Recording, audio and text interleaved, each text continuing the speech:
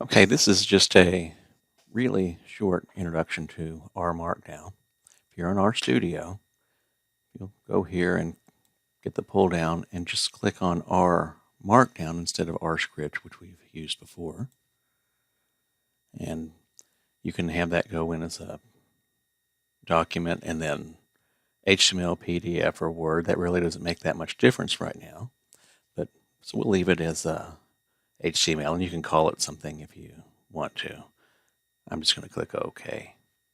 And basically, the first thing it does is give you an R Markdown document.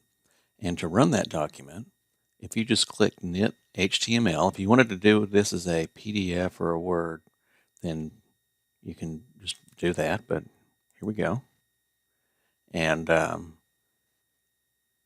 going to give it a name. And I'm just going to go to my R directory and just say rmark1 and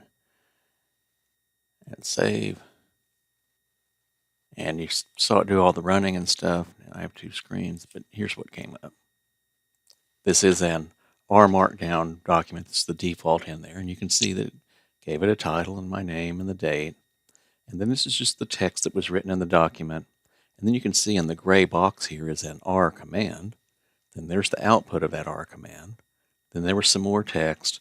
And then there was a plot. And then that gives you a little comment down there. So let's just look back at the R code and see what we had. First of all, it was in an R Markdown document. So there's the stuff there. You see these little dash, dash, dash, or whatever it is, quotation, quotation, quote, quotation, and all of that. That designates that we're going to have some R code. So it's just doing some setup kind of stuff there. And then you can see here that we have just some text followed by some more R code. And then some text followed by some more R code.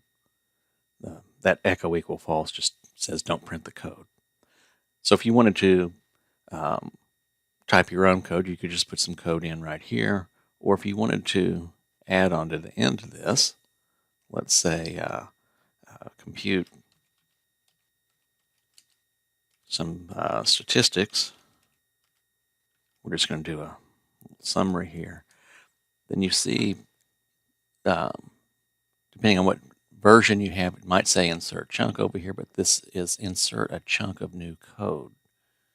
And so I just do that, and it puts in the stuff that you need to be able to put in our code. Just click in here and put something like, get someone to go up here and just say, what are the cars was the name of the data set. So I'm just going to get the names for cars. Speed and distribution. So now I could do something like mean speed. And now I can check to see if it's going to work, my code, just by running. And you'll, okay, that's because cars wasn't attached. So I'll have to put, I can either attach cars or just do name the data set and run. And you'll see that it computed the mean there. Now when I knit the HTML again, it's going to come down. The bottom thing there is going to be in the gray, the command that I just put. That was the stuff that was inside that chunk code. And then there's what the output would be. And that's it. That's a really quick introduction to R Markdown. Of course, now to start your own stuff, you would just go in and put your own text, insert your own codes, and so on.